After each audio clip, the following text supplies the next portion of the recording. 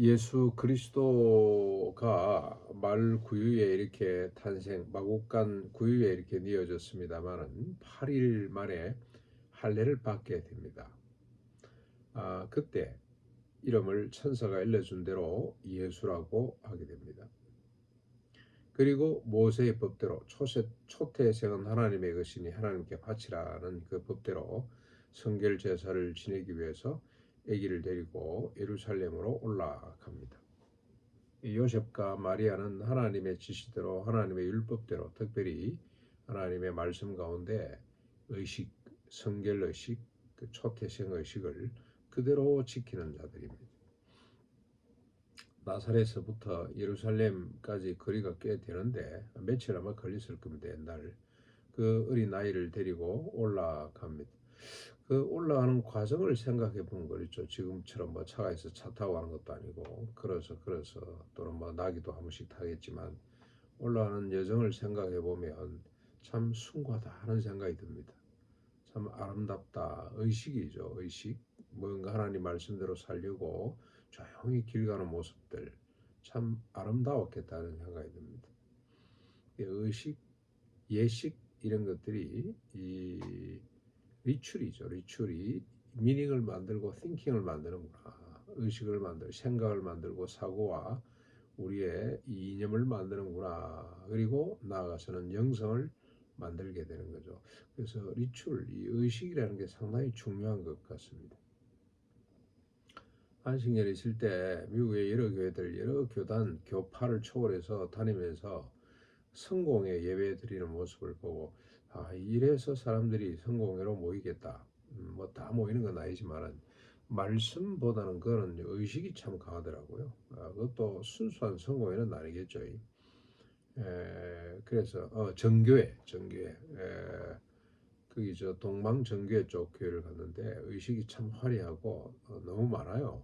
근데도 사람들이 잘 따라가 뜨개질을 하면서도 그 의식에 참여하고 그래서 설교도 중요하지만 적절한 의식도 상당히 사람들 마음속에 감동을 주는구나 그런 생각을 해봤습니다.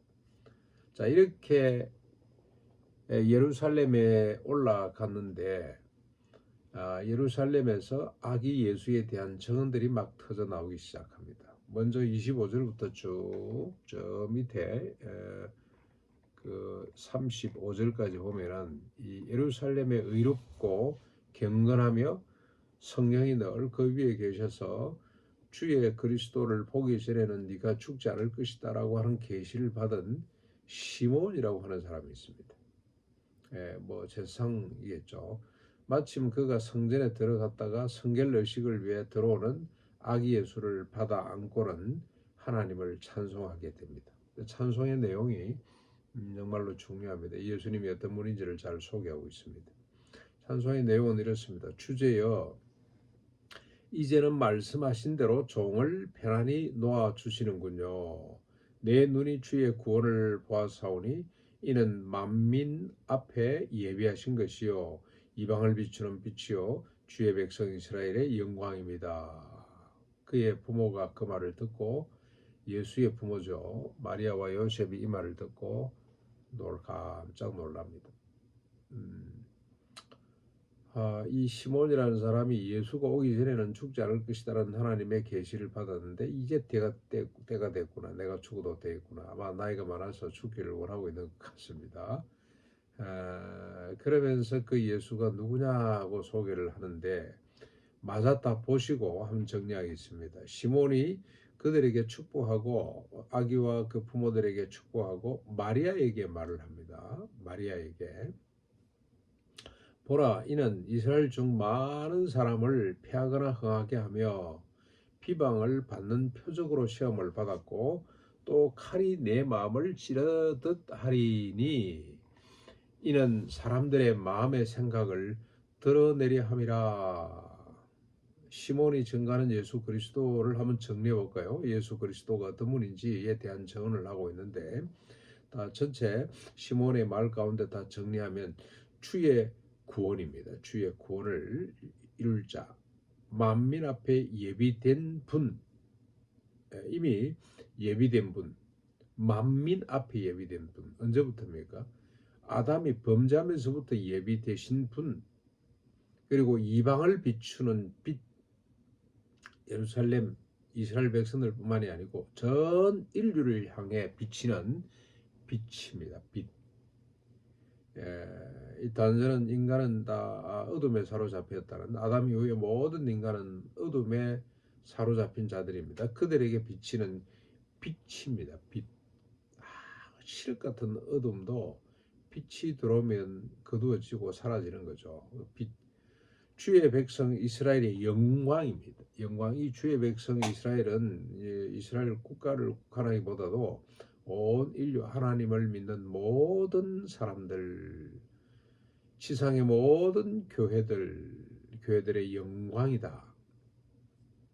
근데 여기까지만 갔으면 좋겠는데 그 다음 구절이 조금은 마리아에게 특별히 한 말이 우리 마음에 와서 닿습니다. 그리고 생각할 것들이 많습니다. 이스라엘 중에 많은 사람을 패하거나 추락하거나 거꾸로 때리거나 그런 뜻입니다. 이게 패하거나 끄집어 내리거나 또 흥하게 할 뿐, 흥하게 한다는 것은 들어 올리는 걸 말합니다. 심지어는 죽음에서 일어나도록 한다는 뜻도 있습니다. 이스라엘 중에 여기 이스라엘도 꼭 그 국가적인 어떤 단위보다는 온 인류 가운데서 패하거나 추락시키고 끄집어 내리고 죽음으로 죽음의 심판을 가하는 자이거나 아니면 흥하는 자, 죽음에서 올림을 받고 높이 시험을 받는 자가 될 것이다. 그리고 비방을 받는 표적으로 시험을 받은 분이다. 비방의 표적거리가 된다는 말이겠죠. 그래서 칼이 어미의 마음을 찌를 듯 할 자가 예수 그리스도다. 왜 그러냐? 이는 사람들의 마음의 생각이 뭐겠습니까? 욕망이죠. 욕망을 드러내게 때문에 예수님이 사람들의 내면에 있는 욕망을 끄집어내고 그걸 고발하시기 때문에, 그래서 끌어올릴 자는 끌어올리고 낮출 자는 낮추고 죽일 자는 죽이고 살릴 자는 살리시는 분이기 때문에 많은 사람들의 표적의 대상이 되고 그로 말미암아 어머니 마음이 찢어질 것이 될 것이다. 이 한 거꾸로 정리해보면 이러겠죠. 예수 그리스도는 누구냐? 사람의 내면에 깊숙이 숨어있던 욕망을 끄집어내서 드러나게 하시는 분. 그래서 많은 사람 중에 스스로 의롭다고 생각하는 힘 있는 자들을 패하시고, 패하게 할 자들이 이런 자들이죠. 주로 바리새인들, 서기관들, 장로들, 대제사장들, 이런 사람들, 제사장들, 대제사장들, 이런 사람들입니다. 그렇죠?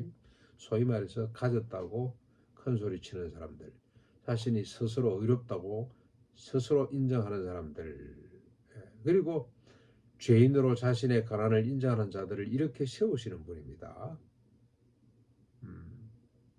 그래서 패하는 사람들이겠죠. 소위 실력이 있는 힘 있는 사람들로부터 비방의 표적이 된다는 거죠. 그래서 십자가에 달려 죽임을 당하게 될 것인데 그 모습을 지켜보는 어미의 마음이 칼로 찢듯이 아플 것이다. 마리아의 마음이 아플 것이다는 겁니다. 그 말을 모든 사람들, 그곳에 있는 아기 예수와 그리고 주변에 부모들, 그리고 주변에 얼마나 사람들이 있었겠습니까? 그 사람들을 향해서 한 이야기입니다. 또 하나의 정언이 있습니다. 36절부터 쭉 38절까지 이 아셀 지파의 안나라고 하는 나이 많은 여선자가 있습니다. 그가 결혼한 지 7년 만에 과부가 되어서 84세가 되도록 성전을 떠나지 않고 주야로 금식하며 기도하면서 섬겼던 여종입니다. 그가 마침 성전에 나왔다가 아기 예수를 보고 하나님께 감사하고 예루살렘의 속량을 바라는 모든 사람에게 아기 예수에 대해서 청언합니다. 예루살렘 속량을 바라는 자, 구속 구원을 바라는 모든 자들, 이 예루살렘도 장소로 국한하지 말고 지상의 모든 구원을, 자신이 죄인임을 깨닫고 하나님 나를 구원해 주십시오라고 바라는 자들의 희망이 되는 분, 구주가 되는 분이다고 선언을 합니다. 성령 충만한 사람들이 아기 예수에 대해서 이렇게 처음 보는데도 불구하고 이런 정언을 했습니다. 예수님에 대한 기록이죠. 데오빌로에게 예수님이 어떤 분이냐 이렇게 정언을 받은 분이다. 구주로 오신 분이다. 죄에 대하여 의에 대하여 드러나게 하고 인간의 내면에 있는 완악한 죄, 자기애적 욕망을 드러내는 분이고, 그래서 낮출 자를 낮추고 높일 자를 높여서 구원해 주시는 분이 바로 예수 그리스도 그분이다. 온 인류의 희망으로 오셨다고 정언하고 있습니다. 이제 39절 40절 주의 율법을 따라 모든 일을 마치고 갈릴리로 돌아가 나사렛에서 이르게 됩니다. 돌아가는 여정도 한번 상상을 해봤으면 좋겠습니다. 얼마나 아름다운 모습일지, 그죠? 그리고 아기 예수가 자라면서 강해지고 지혜가 더 충만해지고 하나님의 은혜가 그 위에 늘 함께 있더라. 이렇게 마무리되고 있습니다. 오늘 우리가 예수님의 직을 대신 물러받은 자들이죠. 그래서 뭐 숫째 우리가 예수님처럼 사는 사람들이다. 성도는 지상의 모든 성도가 다 그렇습니다. 네, 오늘 예수님 정언 대신대로 그런 정언을 우리도 믿고 또 우리도 그렇게 살아갈 수 있기를 주님의 이름으로 축원합니다.